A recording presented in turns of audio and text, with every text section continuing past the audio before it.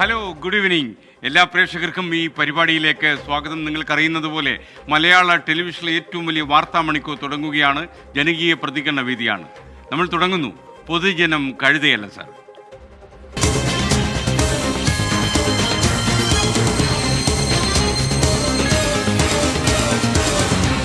പൊതുജനം കഴുതയല്ല സാർ.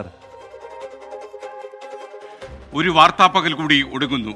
ഇന്ന് വന്ന വാർത്തകളിൽ ഏറ്റവും പ്രധാനപ്പെട്ട കാര്യം, ലോക്സഭയിൽ നിന്ന് 50 എംപിമാരെയാണ് ഇന്ന് പുറത്താക്കിയത്. ശരിക്കും പറഞ്ഞാൽ നാട് നടുങ്ങിപ്പോകുന്ന രീതിയിലുള്ള നമ്പർ കൂടിക്കൂടി വരികയാണ്. ടോട്ടൽ എടുത്തു കഴിഞ്ഞാൽ 141 പേർ ഇപ്പോൾ പാർലമെന്റിൽ നിന്നും പുറത്തായിരിക്കുന്നു. അതുൾപ്പെടെ ഒരുപാട് വാർത്തകൾ വന്ന ഒരു വാർത്താപ്പകലാണ് ഒടുങ്ങുന്നത്. ഇന്ത്യ സഖ്യത്തിൻ്റെ ഡൽഹിയിലെ യോഗവും ഇന്നത്തെ പ്രധാനപ്പെട്ട വാർത്തയായി. അങ്ങനെ കുറച്ചധികം വാർത്തകൾ വരുന്ന ഈ സമയം ഏതൊക്കെ കാര്യങ്ങളാണ് നമ്മൾ ഇന്നത്തെ പരിപാടിയിൽ ഉൾപ്പെടുത്തിയിരിക്കുന്നത് നോക്കാം. ഉള്ളടക്കം: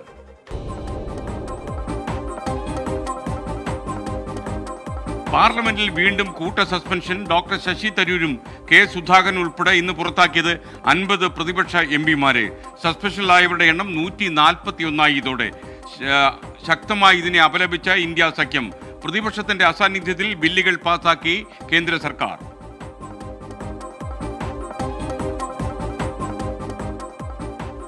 കണ്ണൂരിൽ കേരള അതിർത്തിയിൽ കൃഷി നശിപ്പിച്ചും ഭവന നിർമ്മാണം തടഞ്ഞും കർണാടക വനംവകുപ്പിന്റെ പ്രകോപനം.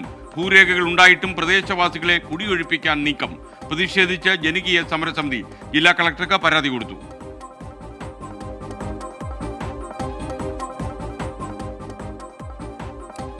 പ്രളയക്കെടുതിയിൽ വലഞ്ഞ് തമിഴ്നാട്ടിലെ തെക്കൻ ജില്ലകൾ. മരണം 4 ഉയർന്നു. ശ്രീവൈകുണ്ഠത്ത് ട്രെയിനിൽ കുടുങ്ങി യാത്രക്കാരെ രക്ഷപ്പെടുത്തി. കേന്ദ്ര സഹായം തേടി മുഖ്യമന്ത്രി എം കെ സ്റ്റാലിൻ. ഡൽഹിയിൽ എം കെ സ്റ്റാലിൻ പ്രധാനമന്ത്രിയെ കാണും. പ്രളയം കൈകാര്യം ചെയ്തതിൽ DMK സർക്കാരിന് ഗുരുതര വീഴ്ച പറ്റിയെന്ന് കേന്ദ്രമന്ത്രി പീയൂഷ് ഗോയൽ.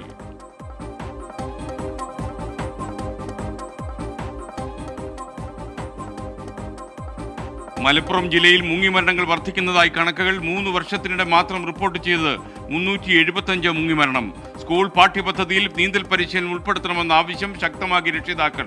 വിദ്യാർത്ഥികളെ കേന്ദ്രീകരിച്ച് ബോധവൽക്കരണ ശ്രമത്തിനും സാധ്യത.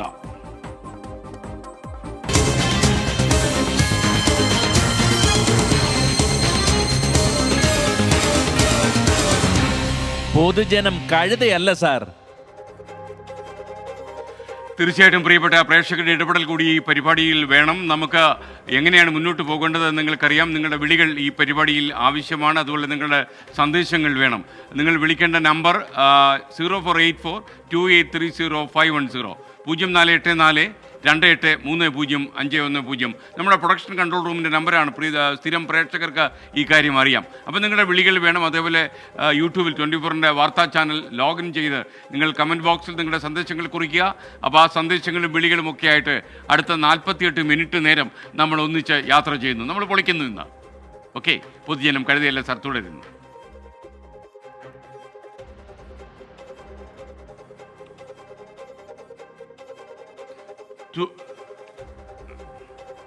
പ്രിയപ്പെട്ട പ്രേക്ഷകരെ, നമ്മളിനി മറ്റു വാർത്തകളിലേക്ക് നമ്മൾ കടക്കുകയാണ്.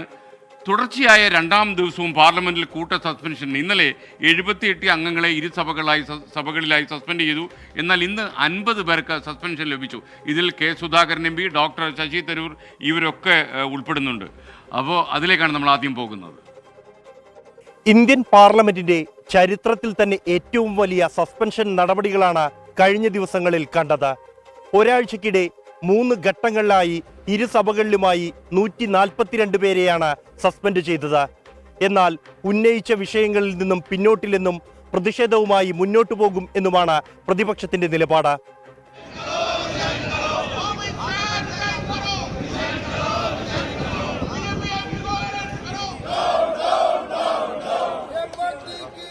പുറത്തെ സമരാവേശം സഭ സമ്മേളിച്ചപ്പോൾ പ്രതിപക്ഷാംഗങ്ങൾ നടുത്തളത്തിലേക്ക് വ്യാപിപ്പിച്ചു.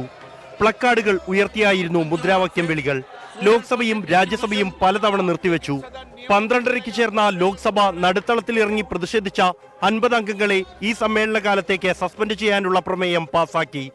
माननीय सदस्यगण, ये बड़ा अप्रिय प्रसंग है कि अनेक बार आपसे अनुरोध किए जाने के पश्चात भी आप निरंतर नियमों की अवहेलना कर रहे हैं, चेयर की अवहेलना कर रहे हैं।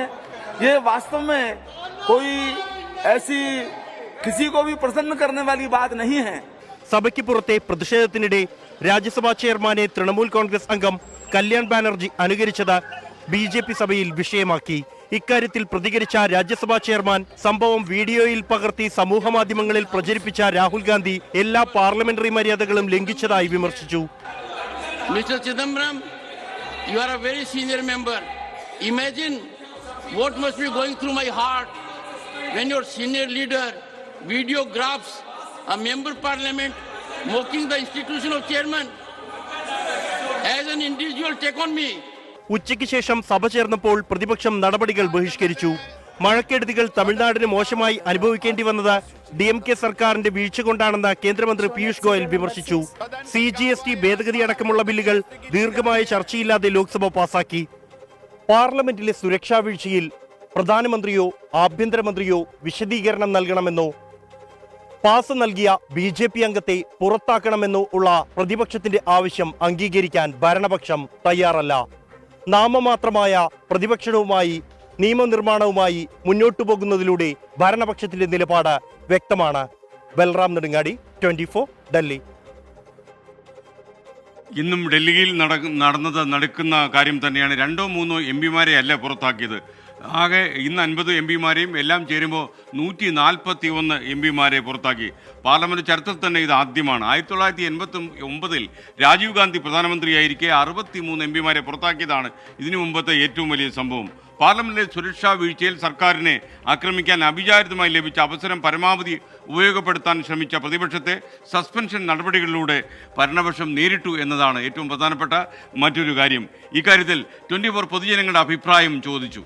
അവർ പ്രതികരിച്ചത് ഇങ്ങനെയാണ്. ഇന്ത്യൻ പാർലമെന്റ് സ്ഥിരമായി തടസ്സപ്പെടുത്തുന്നത് ശരിയല്ല. ജനാധിപത്യത്തിൽ പ്രതിഷേധമാകാം. സ്ഥിരമായി പ്രതിഷേധം നടത്തുകയും പാർലമെന്റിലെ സ്പീക്കർ പറയുന്നത് അല്ലെ രാജ്യസഭാ അധ്യക്ഷൻ പറയുന്നത് കേൾക്കാതിരിക്കുക സ്ഥിരമായി എന്ന് പറയുന്നത് അത് ജനാധിപത്യ വിരുദ്ധമാണ്. തിരഞ്ഞെടുക്കപ്പെട്ട MPമാർ ജനാധിപത്യ വിരുദ്ധമായിട്ട് പാർലമെന്റിൽ പെരുമാറുമ്പോൾ പാർലമെന്റിൻ്റെ പവിത്രത കാത്തു സൂക്ഷിക്കുന്നതിനും നാം എങ്ങനെയാണോ നമ്മുടെ ഭരണഘടനാ നിർമ്മാതാക്കൾ പാർലമെൻറ്റ് വിഭാവനം ചെയ്തിട്ടുള്ളത് അതിൻ്റെ ശുദ്ധിക്കും അതുപോലെ തന്നെ അതിൻ്റെ ചൈതന്യത്തിനും കോട്ടം തക്ക തരത്തിൽ MPമാർ പെരുമാറുമ്പോഴാണ് അവരെ സസ്പെൻഡ് ചെയ്യാൻ നിർബന്ധിതരാകുന്നത്. ഇന്ത്യയുടെ ജനാധിപത്യ സംവിധാനം അനുസരിച്ച് ഏറ്റവും കൂടുതൽ പ്രകോപനപരമായ കാര്യങ്ങൾ ചെയ്യുവാൻ വേണ്ടി വലിയൊരു അജണ്ട തയ്യാറാക്കിക്കൊണ്ടാണ് ഇപ്പോൾ പ്രതിപക്ഷ കക്ഷികളെല്ലാം കൂടി തയ്യാറായിരിക്കുന്നത്. മോശമായ ഒരു പരിപാടിയല്ലേ. കാരണം ഓർക്കെതിരായിട്ടുള്ള ഒരു കാര്യം ചോദിക്കുമ്പോൾ അതിനെതിരായിട്ടുള്ള ഒരു തീരുമാനം എടുത്തിട്ട് നിശബ്ദമാക്കാൻ ശ്രമിക്കുന്ന ആ നടപടിയോട് ചോദിക്കാൻ കഴിയുമല്ലോ. അതായത് ഇന്ത്യൻ ജനാധിപത്യത്തെ തികഞ്ഞ ഏകാധിപത്യത്തിലേക്ക് മാറ്റിക്കൊണ്ടിരിക്കുകയാണ്.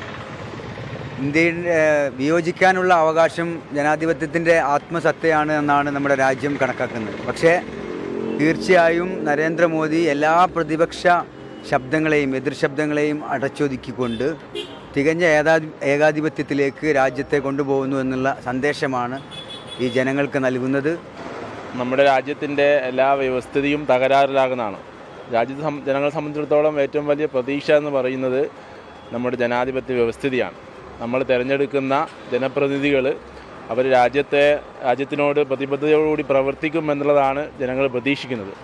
ശരിയാണ്. കേരളത്തിലെ MPമാരല്ല, അത് പുറത്താക്കാൻ നല്ലതല്ല. കേരളത്തിലെ MP ആണല്ലോ പാർലമെൻറ്റിലാകുമ്പോൾ പാർലമെൻറ്റ് അധികാരം അനുസരിച്ച് ഇവിടുത്തെ കണക്കൂട്ടലും അവരെ നിയന്ത്രിക്കേണ്ടതല്ലേ. അവരില്ലെങ്കിൽ കേന്ദ്രത്തിൻ്റെ ഭയങ്കര തെറ്റാണ്. കേരളത്തിന് ഇല്ലെങ്കിലേ യോജിപ്പില്ല. കാരണം നമ്മുടെ അവകാശങ്ങൾക്ക് വേണ്ടിയിട്ട് നമ്മുടെ കേരളത്തിൻ്റെ ആവശ്യങ്ങൾക്ക് വേണ്ടിയിട്ടാണ് ഓരോ ജനങ്ങളും അവരെ വളരെ ആത്മാർത്ഥതയോടുകൂടെ നമ്മൾ വോട്ട് ചെയ്ത് അവരെ അങ്ങോട്ട് വിടുന്നത്. അപ്പോൾ നമ്മുടെ ആവശ്യങ്ങൾ അത് എത്രത്തോളം നമുക്ക് അനിവാര്യമാണോ അതിനനുസരിച്ച് അവർ സംസാരിക്കും. അത് പാർലമെൻ്ററിയിൽ ആര് ഇരുന്നാലും BJP ആയാലും ആരായാലും വളരെ ശക്തമായി തന്നെ അവർ സംസാരിക്കും. അപ്പോൾ എൻ്റെ കാഴ്ചപ്പാടിൽ അത് തികച്ചും തെറ്റാണെന്നാണ്. പക്ഷേ അവരെ കയ്യിൽ നല്ല വീഴ്ച സംഭവിച്ചതിനാണ് ഇങ്ങനെ ഒരു നിയമം എടുത്തത്. പ്രതികരിക്കാനുള്ള ഒരു പ്രതിപക്ഷമാണോ അല്ലെങ്കിൽ പ്രതികരിക്കാൻ പറ്റത്തുള്ളൂ. ഇവർ കാണിക്കുന്നതെല്ലാം ശരിയാണെന്ന് ഇവരൊക്കെ തോന്നിക്കഴിഞ്ഞാൽ പ്രതിപക്ഷം ഇല്ലെങ്കിൽ ഇവരുടെ കാര്യങ്ങൾ നീങ്ങൂലല്ലോ. തീർച്ചയായിട്ടും ഇന്ത്യയുടെ ചരിത്രത്തിൽ ആദ്യമായിട്ടാണ് ഇത്തരത്തിലുള്ള ഒരു നടപടിയുമായിട്ട് ഭരണകക്ഷി അതായത് BJP സർക്കാർ മുന്നോട്ട് പോകുന്നത്. യൂട്യൂബിൽ അൻവർ സാദത്ത് പറയുന്നു പൊളിക്കേണ്ട മോനെ പൊളിക്കേണ്ടത് എന്നോടാണ് പറഞ്ഞിരിക്കുന്നത്. കാര്യം ഞാൻ പൊളിക്കുമെന്ന് പറഞ്ഞല്ലേ, അങ്ങനെയാണെങ്കിൽ നമ്മൾ പൊളിക്കുന്നില്ല, നമ്മൾ ധൈര്യമായിട്ട് മുന്നോട്ട് പോകുന്നു.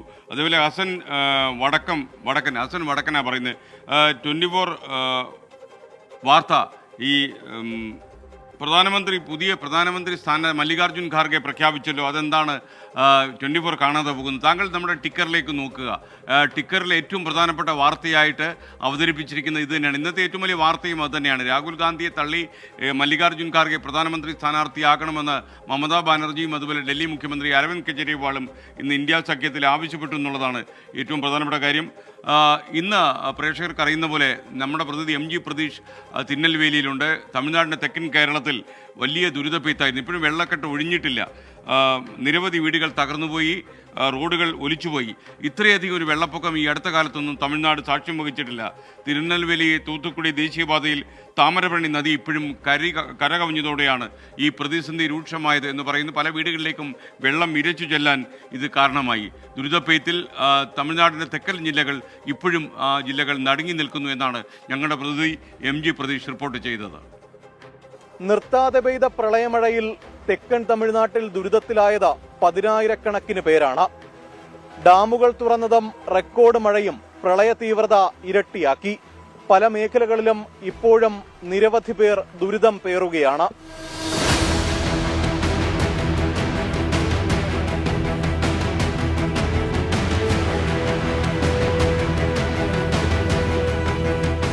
ആയിരത്തി 1992 ശേഷം തെക്കൻ തമിഴ്നാട് കണ്ട ഏറ്റവും വലിയ പ്രളയം ജനജീവിതത്തെ ആകെ ബാധിച്ചു. ദുരിതപ്പെയ്ത്ത് അവസാനിച്ചെങ്കിലും നഗര ഗ്രാമ മേഖലകൾ ഇപ്പോഴും വെള്ളക്കെട്ടിലാണ്. சாப்பாடு கூட வழி இல்லாமல் இப்போ சாப்பிடவும் இல்லை, காலையிலேருந்து இருக்கும். இப்போ உள்ளே இருக்கிறத எடுத்தாலுமே நமக்கு அது நல்லாவே இருக்காது, நமக்கு உபயோகிக்க முடியாது, தூர தான் போடணும். துணிமணி கூட இல்லை, அவ்வளோ துணிமணி போயிட்டு, துணிமணி கூட கிடையாது, உடுத்த துணி கூட கிடையாது. തിരുനെൽവേലി ബസ് സ്റ്റാൻഡിന് സമീപം രാവിലെ വയോധികന്റെ മൃതദേഹം കണ്ടെത്തി. ഇതോടെ മഴക്കെടുതിയിൽ മരണം 4ആയി. 20ലധികം വീടുകൾ പൂർണ്ണമായും തകർന്നു. പാലങ്ങളും റോഡുകളും ഒലിച്ചു പോയതോടെ മിക്ക ഗ്രാമങ്ങളും ഒറ്റപ്പെട്ടു. ജനജീവിതം സാധാരണ നിലയിലേക്ക് മാറാൻ ആഴ്ചകളെടുക്കുമെന്നാണ് കണക്കുകൂട്ടൽ. അതിനിടെ ഡൽഹിയിൽ പ്രധാനമന്ത്രിയുമായുള്ള കൂടിക്കാഴ്ചയ്ക്ക് ശേഷം മുഖ്യമന്ത്രി MK സ്റ്റാലിൻ ദുരന്ത മേഖലകൾ സന്ദർശിക്കും. ദുരിതാശ്വാസ പ്രവർത്തനങ്ങളിൽ സർക്കാരിനെതിരെ വലിയ വിമർശനമാണ് നാട്ടുകാർ ഉന്നയിക്കുന്നത്.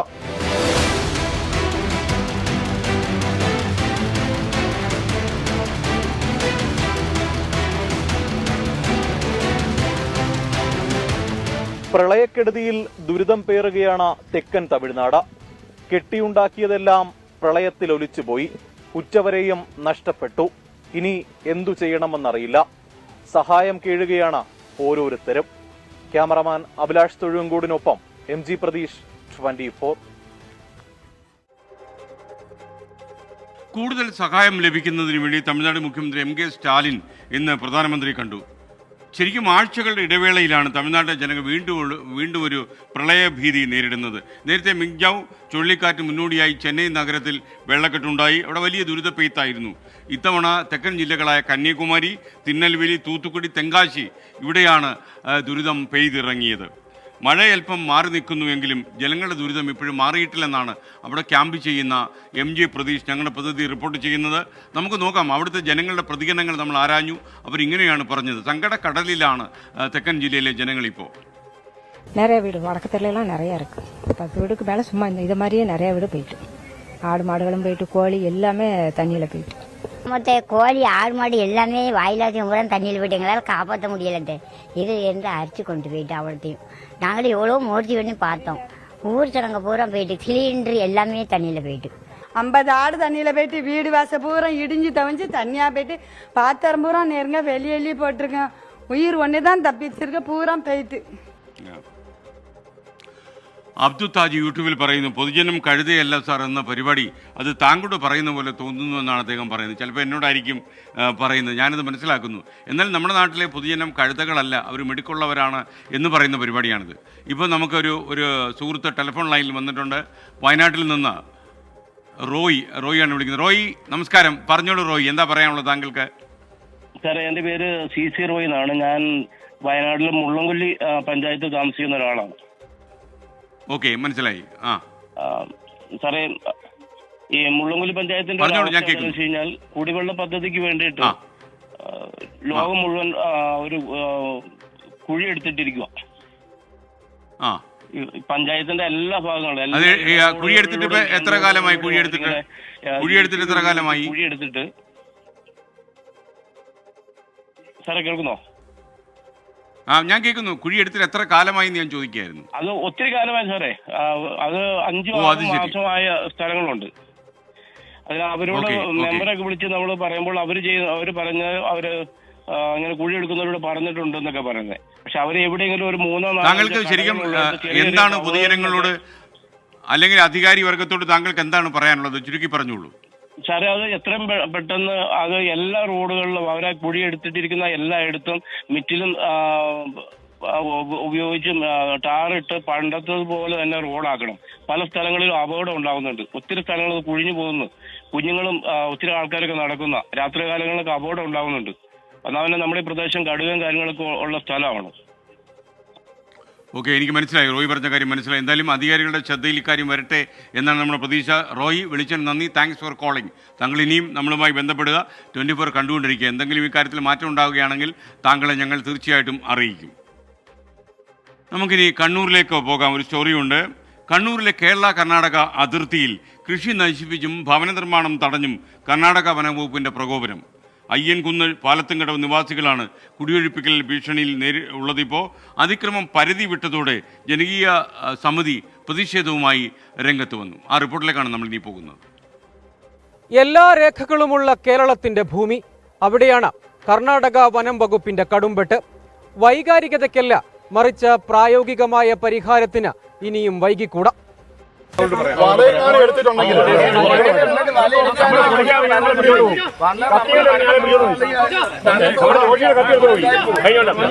കേരള കർണാടക അതിർത്തിയോട് ചേർന്ന ബാരാപ്പോൾ പുഴയോരം അയ്യൻകുന്ന് വില്ലേജിൽ നികുതിയടയ്ക്കുന്ന കേരളത്തിന്റെ ഭൂമി.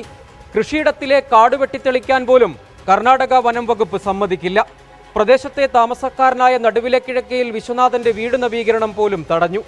ഇതോടെ മേൽക്കൂരയിൽ പ്ലാസ്റ്റിക് ഷീറ്റ് വിരിച്ച് താൽക്കാലിക സംവിധാനം ഒരുക്കേണ്ടി വന്നു. അവിടം കൊണ്ടും തീർന്നില്ല. കൃഷിഭൂമിയിലെ മരച്ചീനി കൃഷി പിഴുതെറിഞ്ഞ് നശിപ്പിച്ചു.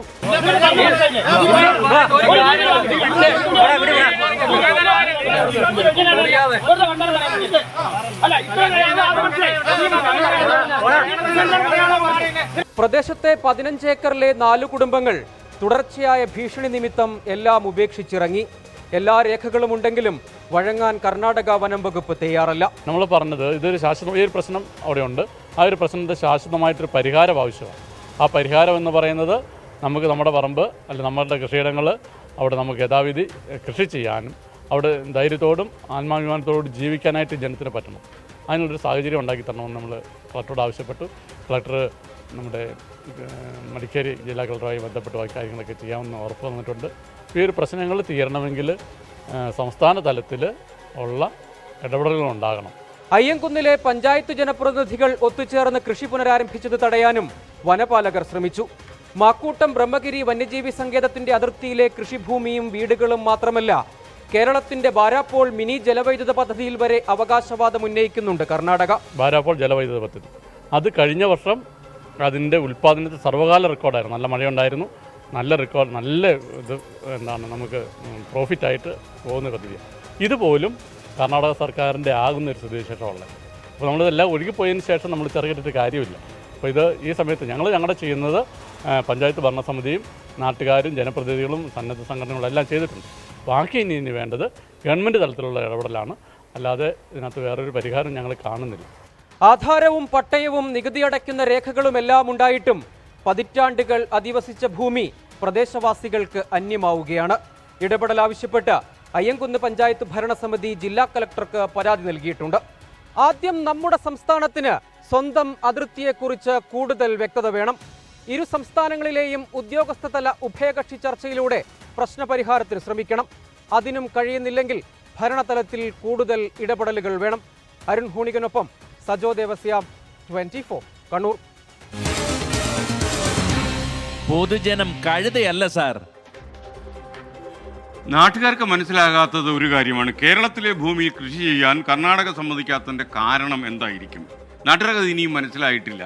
കർണാടക വനംവകുപ്പിന്റെ ഭീഷണി ഭയന്ന് 4 കുടുംബങ്ങൾ ഇതിനോടകം വീടും സ്ഥലവും ഉപേക്ഷിച്ച് നാട് വിട്ടു കഴിഞ്ഞു.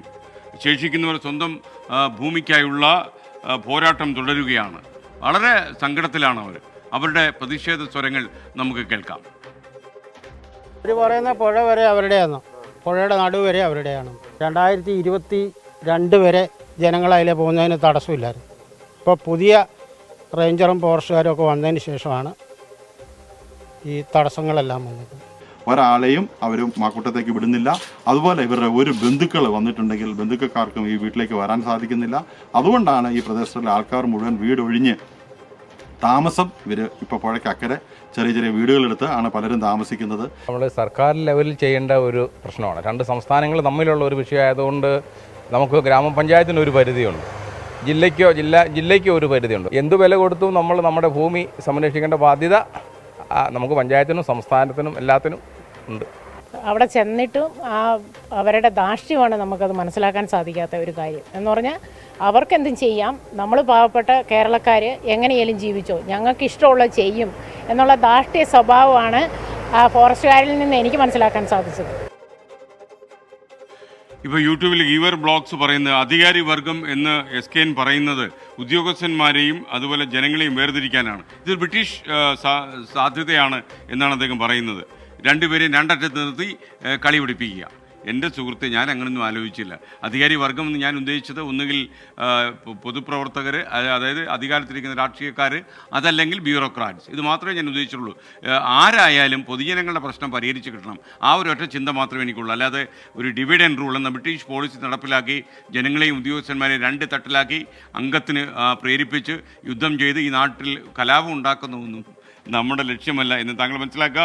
ശ്രീജ സഹിത്ത് പറയുന്ന കണ്ണൂർ പരിയാരം മെഡിക്കൽ കോളേജ് ഇപ്പോൾ വളരെയധികം മോശപ്പെട്ട അവസ്ഥയിലാണ്. കണ്ണൂർ ജില്ലയിലെ മുഴുവൻ ആളുകളും ആശ്രയിച്ചിരുന്ന ഈ ആശുപത്രി ഇപ്പോൾ ദയനീയമായ അവസ്ഥയിലാണ്.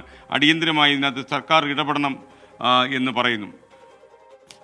രാജേന്ദ്രൻ വയല പറയുന്നത് രാഷ്ട്രീയ അതിപ്രസര വാർത്തകൾക്കിടയിൽ ജനകീയ പ്രശ്നങ്ങൾ വാർത്തയാവുന്നില്ല.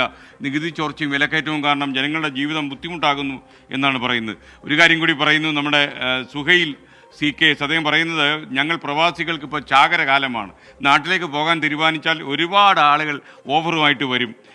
ടിക്കറ്റും പൈസയും ഒക്കെ കിട്ടും. കാര്യം കൂടെ കുറച്ച് സ്വർണം കൊണ്ടുപോയാൽ മതി.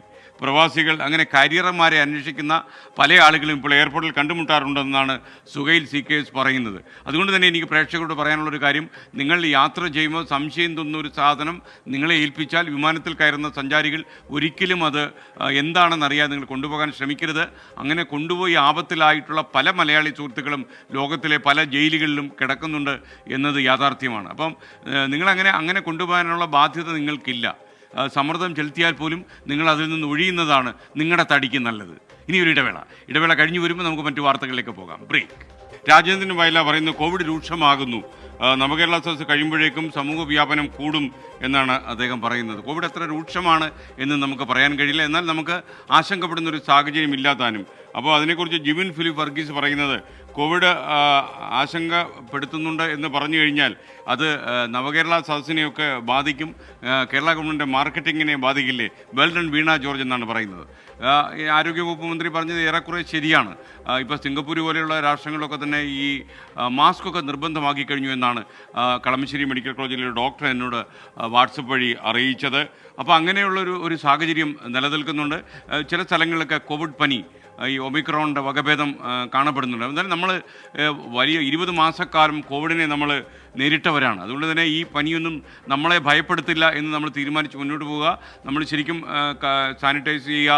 അതുപോലെ തന്നെ അന്ന് നമ്മൾ പറഞ്ഞില്ലേ നമുക്ക് മാസ്ക് ധരിക്കണം. ഈ കാര്യങ്ങളൊക്കെ നമ്മൾ ചെയ്താൽ നമുക്ക് തീർച്ചയായിട്ടും ഈ കോവിഡ് കാലവും അതിജീവിച്ച് പോകാൻ കഴിയും. പക്ഷേ ഒമിക്രോണിൻ്റെ വകഭേദത്തെക്കുറിച്ച് പറയുമ്പോൾ ചില ആളുകൾ പറയുന്നത് ടെസ്റ്റ് എടുക്കുമ്പോൾ നെഗറ്റീവ് റിസൾട്ട് കിട്ടുന്നു. കൂടുതൽ വ്യക്തത ഈ കാര്യത്തിൽ വരേണ്ടതുണ്ട്. എനിക്ക് തോന്നുന്നു വരും ദിവസങ്ങളിൽ ഉന്നതരുമായി യോഗം നടത്തിയതിനു ശേഷം മന്ത്രി തന്നെ നമ്മൾ വിവരിക്കുമെന്ന് നമുക്ക് പ്രതീക്ഷിക്കാം. എന്തായാലും ഒരു സംസ്ഥാനത്ത് ഒരു ആശങ്കപ്പെടുന്ന സാഹചര്യം ഇപ്പോഴുണ്ടായിട്ടില്ല എന്നത് നേരാണ്. നമ്മുടെ വാർത്താമുറികളിലും വാർത്തകൾ എത്തുന്നു എന്ന് നിങ്ങൾക്ക് മനസ്സിലാകുമല്ലോ. ചില പ്രേക്ഷകരൊക്കെ പറയുന്നത് കോവിഡ് വാർത്തകളൊക്കെ നമ്മൾ മൂടി വെച്ചിരിക്കുകയാണ്. അങ്ങനെ മൂടി വയ്ക്കുന്ന കാര്യമൊന്നുമില്ല. മനുഷ്യൻ്റെ ആരോഗ്യ പ്രശ്നം അവരുടെ ജീവിതത്തിൻ്റെ പ്രശ്നമാണെങ്കിൽ നമ്മൾ ഒരിക്കലും മൂടി വയ്ക്കില്ല.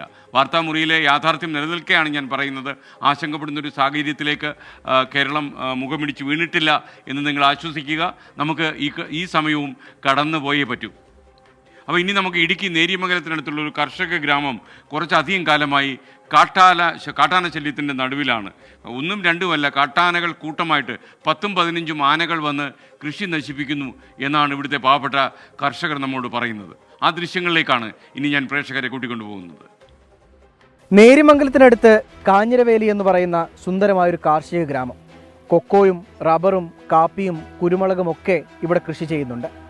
ഈ നാട്ടിലെ നാട്ടുകാരുടെയും കർഷകരുടെയും ഒക്കെ ദുരിത ജീവിതം തുടങ്ങുന്നത് ഈ റോഡിന് മറുവശത്തു നിന്നാണ്.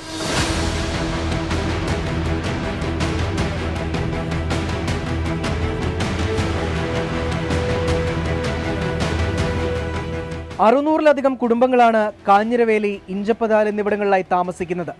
കാട്ടാനകൾ ഈ നാട്ടിലിറങ്ങി ദുരിതം വിതയ്ക്കാൻ തുടങ്ങിയത് 4 കൊല്ലം മുമ്പാണ്. അതുവരെ കാട്ടാന ശല്യം ഈ നാട്ടിൽ ഉണ്ടായിരുന്നില്ല. വനം വകുപ്പ് കാട്ടാനകളെ തടയാൻ വൈദ്യുതി വേലി വനാതിർത്തിയിൽ സ്ഥാപിച്ചു. പക്ഷേ അത് പ്രവർത്തനരഹിതമാണ്. ഈ ഫെൻസിംഗ് ഒക്കെ സ്ഥാപിച്ച് ആദ്യമൊക്കെ ഇത് നന്നായി വർക്ക് ചെയ്തിരുന്നു. പിന്നീട് അതിനെപ്പറ്റി അതിൻ്റെ മെയിൻ്റനൻസ് കാര്യങ്ങളൊന്നും കൃത്യമായി നടക്കാത്തതുകൊണ്ട് കാട് കയറി മൂടി, അതിൻ്റെ ബാറ്ററി ചാർജ് ഇല്ല, അതുകൊണ്ട് ആ ലൈൻ ഇതുവരെ വർക്ക് ചെയ്യുന്നില്ല. അതിനാൽ ആന ഇങ്ങോട്ട് വളരെ രൂക്ഷമായി കടന്നു വന്ന് ഈ എല്ലാ കൃഷികളും, ചെറിയ തോതിലല്ല എല്ലാ കൃഷിയും നശിപ്പിക്കുന്നത് ഒരാളുടെ മാത്രമല്ല, ഇപ്പോൾ ഈ പ്രദേശത്തുള്ള മിക്ക ആളുകളുടെയും കൃഷി കൊണ്ടാണ് ഇവിടെയുള്ള മിക്കവരും ജീവിക്കുന്നത്. അതെല്ലാം നശിപ്പിക്കുക, അവരുടെ ജീവിതം വഴിമുട്ടിക്കുന്ന ഒരവസ്ഥയെത്തി ഇരിക്കുകയാണ്. നാട്ടുകാർ സ്വന്തമായി പണം മുടക്കി വൈദ്യുതി വേലികൾ പുരയിടത്തിനു ചുറ്റും സ്ഥാപിച്ചു. പിന്നീട് ഇടയ്ക്ക് കുറച്ചുനാൾ കാട്ടാനശല്യം ഉണ്ടായില്ല.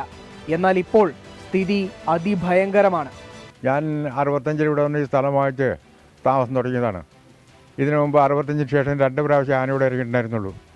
പിന്നീട് ഇപ്പോൾ കഴിഞ്ഞ വർഷം മുതലാണ് കണക്കല്ലാത്ത രീതിയിൽ ആന കണക്കല്ലാത്ത രീതിയിൽ കൃഷിനാശം വരുത്തുകയും ചെയ്യുന്നു. ജീവിക്കാൻ ഒരു നിവൃത്തിയില്ല. പരാതികൾ പലതവണ വനം വകുപ്പിന് നൽകിയതാണ്. പരിഹാരം കാണാമെന്ന വാക്കു മാത്രമല്ലാതെ മറ്റൊന്നും ഉണ്ടായില്ല.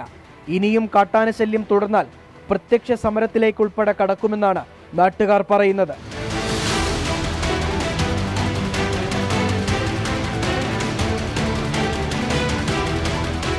പതിനെട്ടിടവും പഠിച്ചാണ് കാട്ടാനക്കൂട്ടം നാട്ടിലിറങ്ങുന്നത്. ഇതുപോലുള്ള വൈദ്യുതി വേലികളൊക്കെ പൊളിച്ച് നിഷ്പ്രയാസം അത് പുരയിടത്തിൽ കയറുന്നു, കൃഷിവിളകൾ നശിപ്പിക്കുന്നു. ശാശ്വത പരിഹാരം കണ്ടെത്താൻ വനം വകുപ്പിന് മാത്രമേ കഴിയൂ. അത് എത്രയും വേഗം ഉണ്ടാകണമെന്നാണ് നാട്ടുകാരുടെ ആവശ്യം. ഹരീഷിനൊപ്പം രാഹുൽ വിജയൻ, 24 ഇടുക്കി. പൊതുജനം കഴുതയല്ല സാർ. ഇടുക്കി നേര്യമംഗലത്ത് നിന്നുള്ള വാർത്തകളാണ് നിങ്ങൾ കണ്ടത്. ഈ ഒരു കർഷക ഗ്രാമമാണ് ഇതുപോലെ കാട്ടാനക്കൂട്ടം വന്ന് ആക്രമിച്ച് നശിപ്പിച്ച് കളയുന്നത്. വന്യമൃഗങ്ങളെ പേടിച്ച് മനുഷ്യർക്ക് വീട്ടിൽ നിന്ന് പുറത്തിറങ്ങാൻ കഴിയാത്ത ഒരവസ്ഥ കേരളത്തിൽ സംജാതമായിട്ട് കുറച്ചു കാലമായി. ആദ്യമൊക്കെ വനാതിർത്തിയിൽ മാത്രമായിരുന്നു ഇത്തരം ബുദ്ധിമുട്ടുകൾ. എന്നാൽ ഇപ്പോൾ കാട്ടാനകളും കാട്ടുമൃഗങ്ങളും കിലോമീറ്ററുകളോളം നാട്ടിലൂടെ സഞ്ചരിച്ച് സ്വൈര്യവികാരം നടത്തുന്നു എന്നതാണ് ഏറ്റവും പ്രധാനപ്പെട്ട കാര്യം. ഇവറ്റകളെ പേടിച്ച് ആളുകൾക്ക് ഉറങ്ങാൻ പോലും പറ്റാത്ത അവസ്ഥ നാട്ടുമ്പുറത്തും നഗരങ്ങളിലും ഒരുപോലെ ഉണ്ടാകുന്നു. വനാതിർത്തിയിൽ മാത്രമല്ല ഇത്തരം കടുത്ത ദുരിതങ്ങൾ, വനാതിർത്തിക്ക് കിലോമീറ്റർ അപ്പുറത്ത് പോയാലും ഇത്തരം സംഭവങ്ങൾ ആവർത്തിക്കുന്നു എന്നാണ് പൊതുജനങ്ങൾ പരാതി പറയുന്നത്. അവരുടെ പരിദേവനങ്ങളിലേക്ക് നിങ്ങളുടെ ശ്രദ്ധയെ ഞാൻ ക്ഷണിക്കുന്നു. കാട്ടാന സ്ഥിരം ശല്യമാണ്. ഇപ്പോൾ നേരത്തെയൊക്കെ ഒരു രാത്രിയിലൊക്കെ ഇറങ്ങണം, ഇപ്പോൾ ഒരു 5:30 ആകുമ്പോഴത്തേക്ക് ഇറങ്ങും. നമുക്ക് പേടിയായിട്ട് പറമ്പിലേക്കൊന്നും ഇറങ്ങാൻ നിവൃത്തിയില്ല. നേരം വെളുത്തൊരു 6:30 വരെയൊക്കെ ഉണ്ടാവും. അതിനുശേഷമാണ് കാട്ടിക്കയറി പോവുള്ളൂ. സ്ഥിരമായിട്ട് ഇവിടെ ആന ഇറങ്ങാറുണ്ട്. അടുത്തുള്ള മേഖലയ്ക്ക് ധൈര്യമായിട്ട് ഒരു കൃഷിയും ചെയ്യാൻ പറ്റാത്ത ഒരു അവസ്ഥയിലാണ്. ഇപ്പോൾ എൻ്റെ പറമ്പിൽ വാഴ തന്നെ ഒരു 10-200 വാഴയോളം കളഞ്ഞു.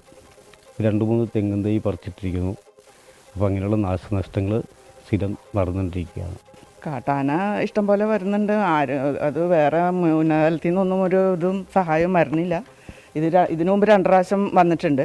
ഒരു പ്രാവശ്യം ഞാൻ അറിഞ്ഞ് അച്ഛനും ഞാനും കൂടി പടക്കം പൊട്ടിച്ച് ഓടിച്ചതാണ്.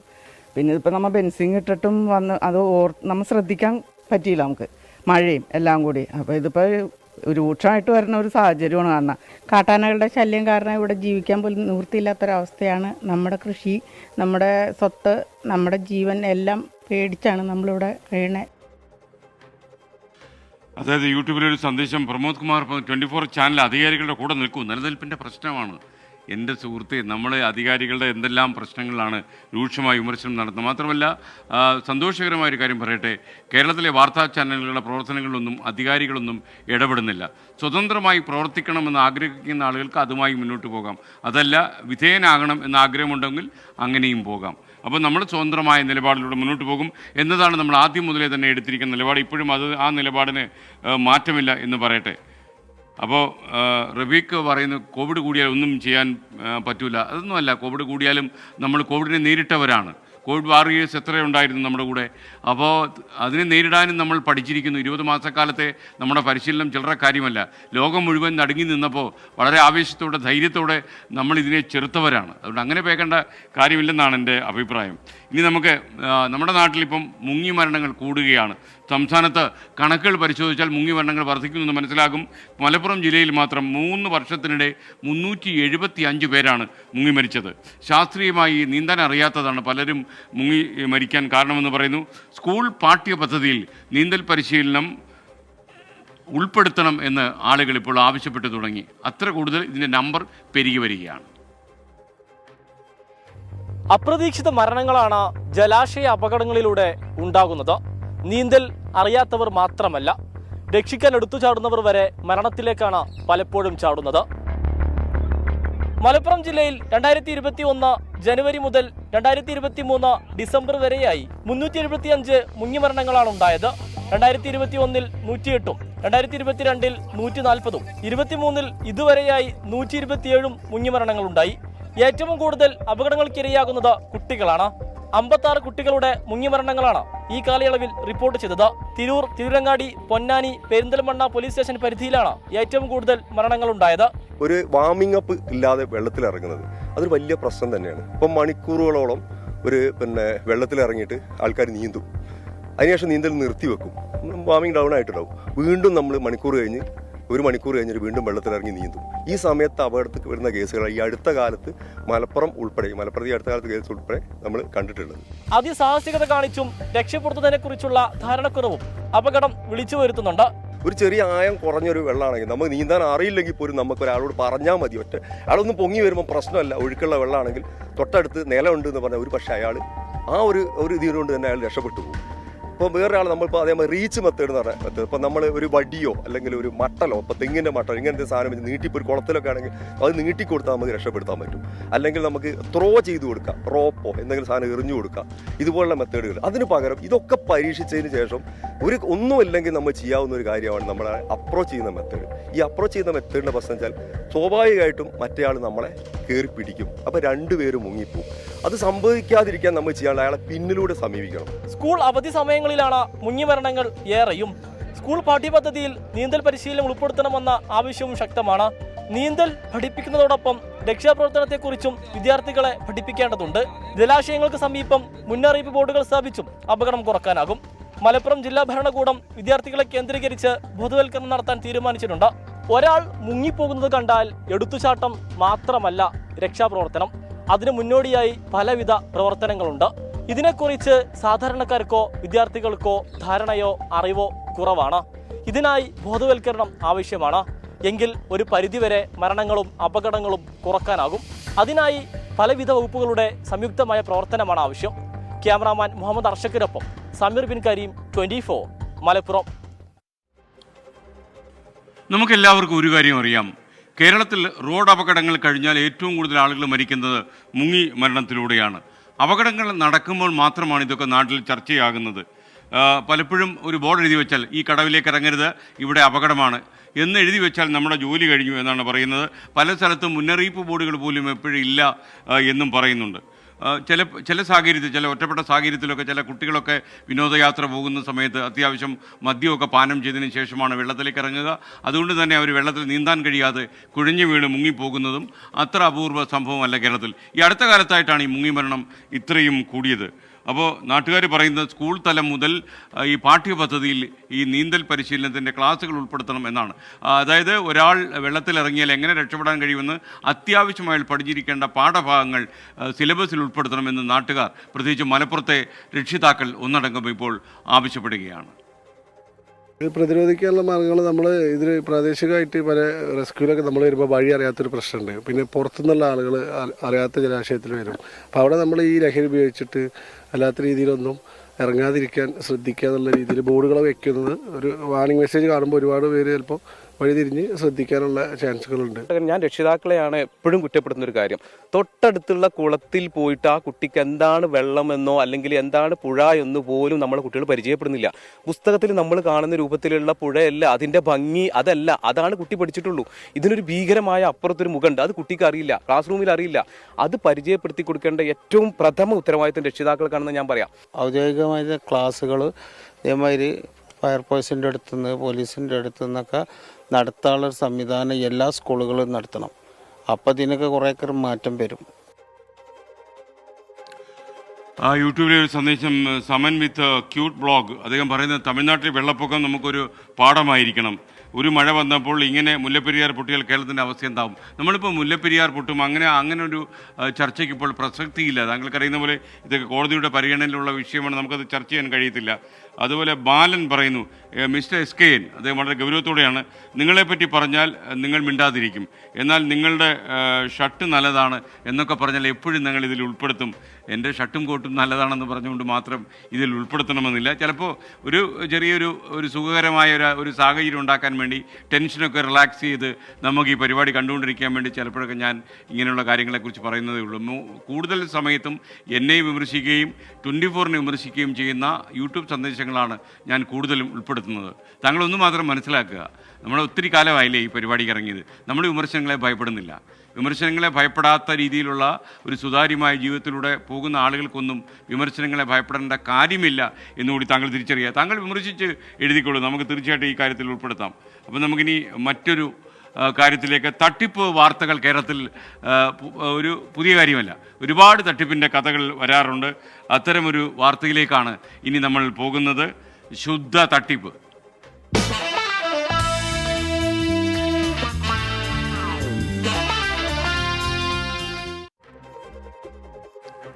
കൊച്ചിയിൽ ഓൺലൈൻ തട്ടിപ്പുകൾ വ്യാപകമാകുന്നു എന്ന് വാർത്തകൾ വരുന്നു. കണക്കുകളും അതാണ് സൂചിപ്പിക്കുന്നത്. സൈബർ വിഭാഗത്തിൽ ഈ വർഷം ലഭിച്ചത് 4000 പരാതികൾ. ഇതെല്ലാം തട്ടിപ്പിൻ്റെ കാര്യമാണ്. ജോലി വാഗ്ദാനം നൽകിയുള്ള തട്ടിപ്പുകളാണ് ഇതിൽ ഭൂരിപക്ഷവും. കേന്ദ്ര അന്വേഷണ ഏജൻസികളുടെ പേരിൽ പോലും ഇപ്പോൾ കേരളത്തിൽ തട്ടിപ്പ് നടക്കുന്നെന്നാണ് പറയുന്നത്. മരട് സ്വദേശിയായ ഒരാൾക്ക് നഷ്ടമായത് 9 ലക്ഷം രൂപയാണിപ്പോൾ.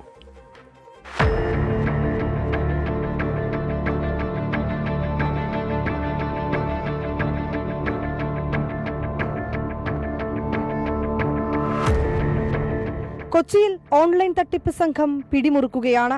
മുൻവർഷങ്ങളെക്കാൾ 40% വർധനവാണ് ഇത്തവണ കേസുകളിൽ. ജോലി വാഗ്ദാനം ചെയ്തുള്ള തട്ടിപ്പുകളാണ് അധികവും. ജോബ് ടാസ്ക് എന്ന ഗ്രൂപ്പിലൂടെ ലക്ഷങ്ങൾ നഷ്ടമായവരുണ്ട് കൊച്ചിയിൽ. ജോലി ആവശ്യമുള്ളവർക്കായി ചില ടാസ്കുകൾ ആദ്യം നൽകും. പൂർത്തിയാക്കിയാൽ നിശ്ചിത തുക ലഭിക്കും. പിന്നീട് പേയ്മെന്റ് ടാസ്കുകളാണ്. ഇതിലൂടെയാണ് പണം നഷ്ടമാകുന്നത്. കേന്ദ്ര അന്വേഷണ ഏജൻസികളുടെ പേരിലും തട്ടിപ്പുകൾ നടക്കുന്നുണ്ട്.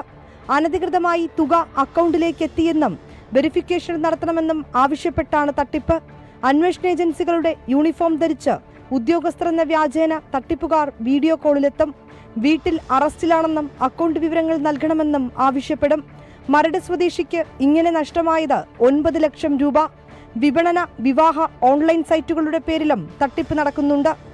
ഡൽഹി, ഹരിയാന, ഉത്തർപ്രദേശ് എന്നിവിടങ്ങളിൽ നിന്നുള്ള സംഘങ്ങളാണ് ഈ തട്ടിപ്പുകൾക്ക് പിന്നിൽ. സ്വയം ജാഗ്രത പുലർത്തുകയല്ലാതെ ഈ ഓൺലൈൻ കെണിയിൽ നിന്ന് രക്ഷ നേടാൻ മറ്റു വഴികളില്ല.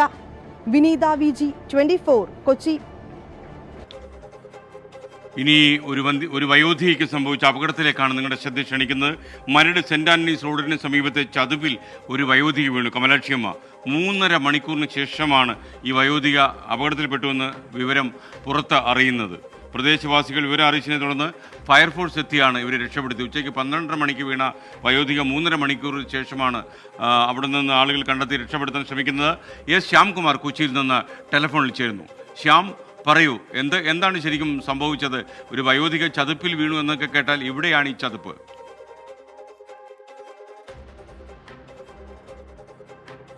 സമീപത്താണ് ഈ ചതുപ്പ്.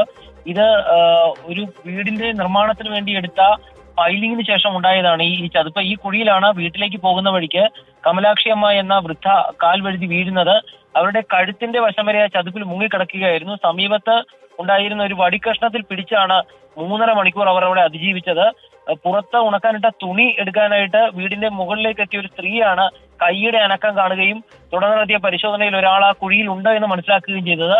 തുടർന്ന് നാട്ടുകാർ ഫയർഫോഴ്സിൽ വിവരം അറിയിക്കുകയായിരുന്നു.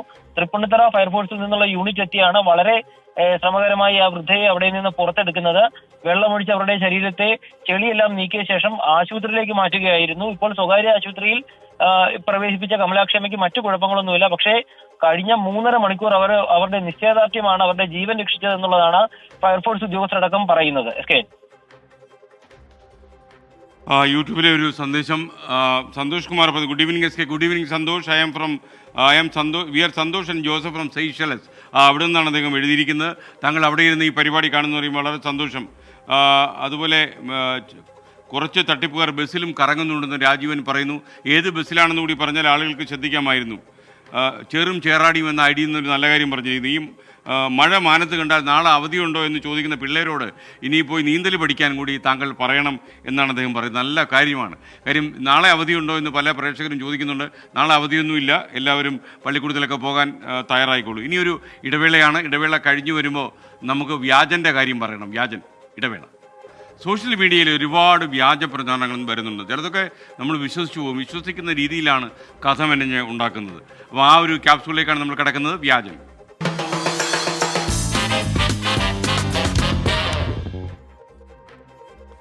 ഇപ്പോൾ വരുന്ന ഒരു വാർത്തയിലേക്കാണ് നമ്മൾ എൻ്റെ വസ്തുത പരിശോധിക്കാൻ വേണ്ടിയാണ്. ഇസ്രയേൽ ആക്രമണത്തിൽ ഗസയിൽ 37 ദിവസം മുമ്പ് തകർന്ന കെട്ടിടത്തിൻ്റെ അടിയിൽ നിന്ന് ഒരു പിഞ്ചു കുഞ്ഞിനെ ജീവനോടെ ലഭിച്ചു എന്ന രീതിയിൽ ഒരു വീഡിയോ ഇപ്പോൾ പ്രചരിക്കുന്നുണ്ട് സമൂഹ മാധ്യമങ്ങളിൽ. ഈ പ്രചരിക്കുന്ന വീഡിയോയിൽ, അതായത് 37 ദിവസം ഈ കുഞ്ഞ് കൂനകൾക്ക് അടിയിൽ കിടന്നോ, ഇതിൻ്റെ വസ്തുത എന്താണെന്ന് നമുക്കൊന്ന് അന്വേഷിച്ച് നോക്കാം. ഇസ്രയേൽ ഹമാസ് സംഘർഷത്തിന്റെ നിരവധി വീഡിയോകളും ചിത്രങ്ങളും സമൂഹമാധ്യമങ്ങളിൽ പ്രചരിക്കുന്നുണ്ട്. നിരവധി പിഞ്ചുകുഞ്ഞുങ്ങൾ ആക്രമിക്കപ്പെട്ട വീഡിയോകളും ചിത്രങ്ങളും സമൂഹമാധ്യമങ്ങളിൽ വലിയ ചർച്ചകൾക്ക് ഇടയാക്കിയിരുന്നു. അതിനിടയിലാണ് 37 ദിവസം തകർന്ന കെട്ടിടത്തിനടിയിൽ കിടന്നിട്ടും രക്ഷപ്പെട്ട കുഞ്ഞ് എന്ന അവകാശവാദത്തോടെ ഒരു വീഡിയോ വ്യാപകമായി പ്രചരിപ്പിക്കുന്നത്. 37 ദിവസത്തിന് ശേഷം തകർന്ന കെട്ടിടത്തിനടിയിൽ നിന്നും പിഞ്ചുകുട്ടിയെ ജീവനോടെ പുറത്തെടുത്തപ്പോൾ സിവിൽ ഡിഫൻസ് അംഗങ്ങളുടെ സന്തോഷം കണ്ടോളൂ, ചിന്തിക്കുന്നവർക്ക് ദൃഷ്ടാന്തമുണ്ട് എന്നിങ്ങനെയുള്ള തലക്കെട്ടുകൾ നൽകിയാണ് വീഡിയോ പ്രചരിപ്പിക്കുന്നത്. 24 ഫാക്ട് ചെക്ക് വിഭാഗം നടത്തിയ പരിശോധനയിൽ നൂഹ് അൽ ഷക്നബി എന്ന ഗസയിലെ ഫോട്ടോഗ്രാഫറുടെ ഇൻസ്റ്റാഗ്രാം അക്കൗണ്ടിൽ പ്രചരിക്കുന്ന വീഡിയോ നവംബർ 27 പോസ്റ്റ് ചെയ്തതായി കണ്ടെത്തി. പോസ്റ്റ് ചെയ്ത വീഡിയോയ്ക്ക് അറബിയിൽ നൽകിയ വിശദീകരണത്തിൽ നീണ്ട പരിശ്രമത്തിനൊടുവിൽ 3 മണിക്കൂറിന് ശേഷം കുഞ്ഞിനെ പുറത്തെടുത്തു എന്ന് പറയുന്നുണ്ട്. കെട്ടിടത്തിനടിയിൽ 37 ദിവസം അകപ്പെട്ടു എന്ന തരത്തിലുള്ള ഒരു സൂചനകളും നൂഹ് വിശദീകരണത്തിൽ പറഞ്ഞിട്ടില്ല. എന്നാൽ മാതാപിതാക്കൾക്ക് നഷ്ടപ്പെട്ട കുഞ്ഞാണ് എന്ന് പോസ്റ്റിൽ പറയുന്നുണ്ട്. രക്ഷാപ്രവർത്തകർക്കൊപ്പം നൂഹ് കുഞ്ഞിനെ കയ്യിലെടുത്ത് നിൽക്കുന്ന ഫോട്ടോയും അദ്ദേഹം പോസ്റ്റ് ചെയ്തിട്ടുണ്ട്. ഈ പോസ്റ്റിലും 37 ദിവസത്തിന് ശേഷം കണ്ടുകിട്ടിയ കുഞ്ഞ് എന്ന തരത്തിലുള്ള സൂചനകളൊന്നും നൽകിയിട്ടില്ല. 37 ദിവസം കെട്ടിടത്തിനടിയിൽ കിടന്ന കുഞ്ഞ് രക്ഷപ്പെട്ടു എന്ന തരത്തിലുള്ള പ്രചരണം തെറ്റിദ്ധരിപ്പിക്കുന്നതാണ്. 3 മണിക്കൂർ കൊണ്ട് കുട്ടിയെ രക്ഷിച്ചു എന്ന് ദൃക്സാക്ഷിയായ ഫോട്ടോഗ്രാഫറിന്റെ പോസ്റ്റിൽ നിന്നും വ്യക്തമാണ്. വീഡിയോയ്ക്ക് തെറ്റിദ്ധരിപ്പിക്കുന്ന തലക്കെട്ട് നൽകി പ്രചരിപ്പിച്ചതാണെന്ന് പരിശോധനയിൽ വ്യക്തമായി. Fact check desk 24. എന്തായാലും ഇതിൻ്റെ യാഥാർത്ഥ്യം മനസ്സിലായില്ല. വിജയൻ പറയുന്നു കമലാക്ഷി അമ്മയ്ക്ക് നല്ല ആയുസ്സുണ്ട്. നേരത്തെ ചതുപ്പിൽ വീണെന്ന് പറഞ്ഞ ആ അമ്മച്ചിയെക്കുറിച്ചാണ്. ദൈവം കാത്തു എന്നാണ് പറയുന്നത്. ഒരു യൂട്യൂബ് സന്ദേശം കൂടി പറഞ്ഞുകൊണ്ട് നമുക്ക് ഈ പ്രതികരണ വിധി അവസാനിപ്പിക്കാം. അമൽ വിജയകുമാരപിള്ള പറയുന്നു ഡിസംബർ മുതൽ കേരളത്തിൽ കോവിഡ് വ്യാപനം കൂടാൻ സാധ്യത, അതുവരെ മുൻകരുതൽ മതി. ഒരിക്കലും നിങ്ങൾ ഇങ്ങനെയൊന്നും പ്രചരിപ്പിക്കാൻ പാടില്ല. കാരണം ഈ കോവിഡ് എന്ന് പറയുന്ന സാധനത്തിന് നമുക്ക് പടിക്കപ്പുറത്ത് നിർത്തിയേ പറ്റൂ. അതുകൊണ്ട് അതിൻ്റെ വ്യാപനം കൂടും. ഇപ്പോൾ എന്തായാലും അതിന് നിയന്ത്രണ വിധേയമാണ്. കേരളത്തിലെ ചില പ്രദേശങ്ങളിലൊക്കെ തന്നെ കോവിഡ് പനി വന്നിട്ടുണ്ട് എന്നത് യാഥാർത്ഥ്യമാണ്. ഒമിക്രോണിൻ്റെ വകഭേദമാണ്. പക്ഷേ കോവിഡ് നിയന്ത്രണ വിധേയമാണ് എന്ന് പൂർണ്ണമായി നമുക്ക് വിശ്വസിക്കാം. ആശങ്കപ്പെടേണ്ട സാഹചര്യമില്ല. ഇതോടെ ഈ പ്രതികരണ വേദി അവസാനിക്കുന്നു. ഇനി നമ്മൾ തമ്മിൽ കാണുക നാളെ രാവിലെ 7 മണിക്ക് മോർണിംഗ് ഷോയിലാണ്. അപ്പോൾ നിങ്ങൾ റെഡി ആയിക്കോളൂ. എന്നുമ്പോൾ നിങ്ങൾ പൊയ്ക്കളയരുത്. ഇനിയും പരിപാടികളുണ്ട്. ഇപ്പോൾ ന്യൂസ് സൂപ്പർ ഫാസ്റ്റുമായി ഗൂഗിൾ രവി അല്പനിമിഷങ്ങൾക്കകം ചേരും.